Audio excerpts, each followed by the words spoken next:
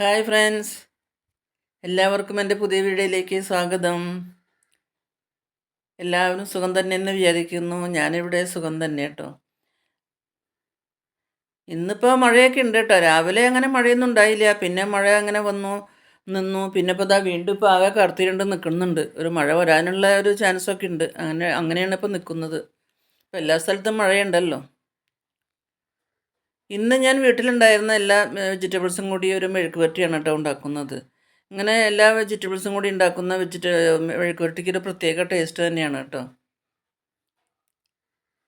അപ്പോൾ നമുക്കത് എങ്ങനെ ഉണ്ടാക്കാമെന്ന് നോക്കാം. അപ്പോൾ വീഡിയോയിലേക്ക് പോകാം. വീഡിയോയിലേക്ക് പോകുന്നതിന് മുമ്പ് എൻ്റെ ചാനൽ ആദ്യമായിട്ട് കാണുന്നവരാണെങ്കിൽ ലൈക്ക് ചെയ്യാനും ഷെയർ ചെയ്യാനും മറക്കരുത്, സപ്പോർട്ട് ചെയ്യാനും മറക്കരുത് കേട്ടോ. അപ്പോൾ അതെങ്ങനെയാണ് മെഴുക്ക് പുരട്ടി ഉണ്ടാക്കിയതെന്ന് നോക്കാം കേട്ടോ. അപ്പോൾ അതിനായിട്ട് കുറച്ച് ബീൻസ്, ഒരു ക്യാരറ്റ്, കായ, പൊട്ടറ്റോ,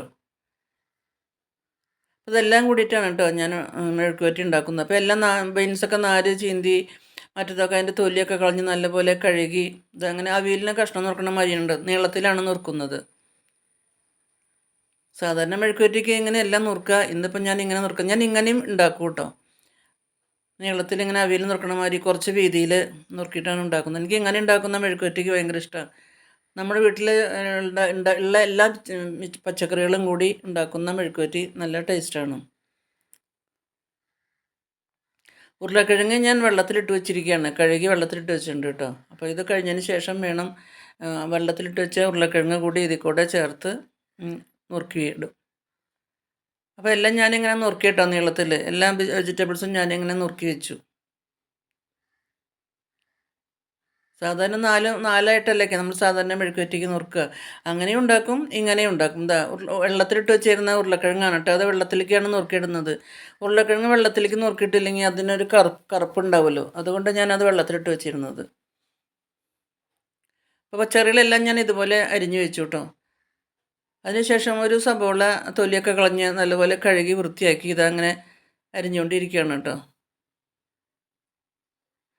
സബോള മുപ്പിച്ചിട്ടാണ് ഉണ്ടാക്കുന്നത്, ചെറിയ ഉള്ളിയല്ല.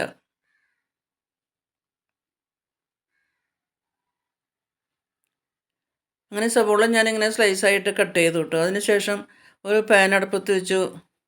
അത് ചൂടായപ്പോൾ അതിലേക്ക് ഒരു സ്പൂൺ വെളിച്ചെണ്ണ ഒഴിച്ചു. വെളിച്ചെണ്ണ ചൂടായപ്പോൾ ഈ സബോള ചേർത്തൊന്ന് വഴറ്റി. അതിലേക്ക് ആവശ്യത്തിന് മുളക് പൊടി, മഞ്ഞൾപ്പൊടി, ഉപ്പാണ് കേട്ടോ ചേർത്തത്. എല്ലാം ഒന്ന് പച്ചമണം മാറുന്നത് വഴറ്റി കഴിഞ്ഞപ്പോൾ നമ്മൾ കഴുകി വെച്ചിരുന്ന വെജിറ്റബിൾസ് ചേർത്ത് കൊടുത്ത് നല്ലപോലെ ഒന്ന് ഇളക്കി അടച്ചു വെച്ച് ഒന്ന് വേവിച്ചു കിട്ടും ആവിയിൽ. ലോ ഫ്ലെയിമിലാണ് വെച്ചിരിക്കുന്നത്. ലോ ഫ്ലെയിമിൽ വെച്ചിട്ട് ഇങ്ങനെ ഇടയ്ക്ക് ഇങ്ങനെ ഇളക്കിയിടുകയാണ്. ഒരുപാട് വെള്ളമൊന്നും ഒഴിക്കില്ല. വെള്ളം ഒഴിക്കാണ്ട് നമ്മൾ ആവിയിൽ ഇങ്ങനെ ലോ ഫ്ലെയിമിൽ വെച്ച് ഇങ്ങനെ ഇടയ്ക്ക് ഇളക്കി ഇങ്ങനെ വേവിച്ചെടുക്കണം. അങ്ങനെ ഉണ്ടാക്കുന്ന മെഴുക്ക് പുരട്ടിക്ക് പ്രത്യേക ഒരു ടേസ്റ്റ് തന്നെയാണ്. അത് വീണ്ടും അടച്ചു വെച്ചു. അപ്പോൾ ആവി വെള്ളത്തിൽ കിടന്ന് അത് അവിടെ ഇരുന്ന് വെന്തോളും. വീണ്ടും അടുപ്പ് തുറന്ന് വീണ്ടും നല്ലപോലെ ഒന്ന് ഇളക്കിയിടുകയാണ് കേട്ടോ. ഒരു ഒഴിച്ചുകറിയും ഇതുപോലെ ഒരു മെഴുക്ക് പുരട്ടി, പപ്പടം, അച്ചാറ്, തൈരൊക്കെ ഉണ്ടെങ്കിൽ നമുക്ക് ഊണ് കഴിക്കാൻ രുചികരമായി ഊണ് കഴിക്കാം കേട്ടോ.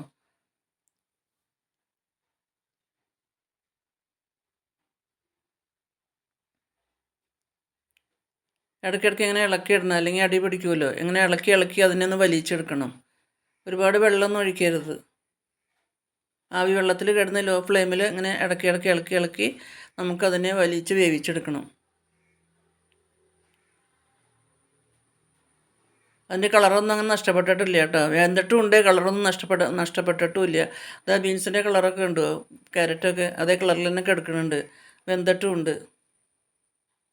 ഇങ്ങനെ ഉണ്ടാക്കുന്ന മെഴുക്ക് പുരട്ടിക്ക് ഒരു പ്രത്യേക രുചി തന്നെയാണ്. പാത്രത്തിൽ നല്ലപോലെ ഇങ്ങനെ പരന്ന് കിടക്കണം, അപ്പോൾ ഒരുപോലെ വേവും.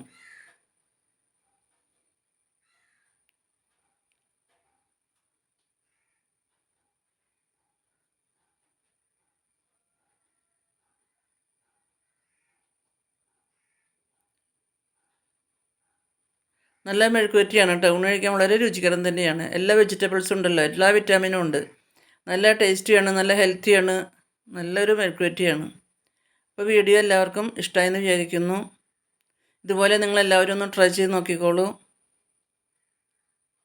എല്ലാവർക്കും ഇങ്ങനെയുള്ള മെഴുക്ക് പുരട്ടിയൊക്കെ ഇഷ്ടമാവും.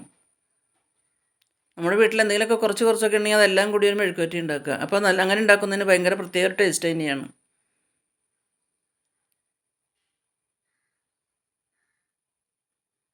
എല്ലാവർക്കും പുതിയൊരു വീഡിയോ ആയിട്ട് നമുക്ക് വീണ്ടും കാണാം. Thank you for watching.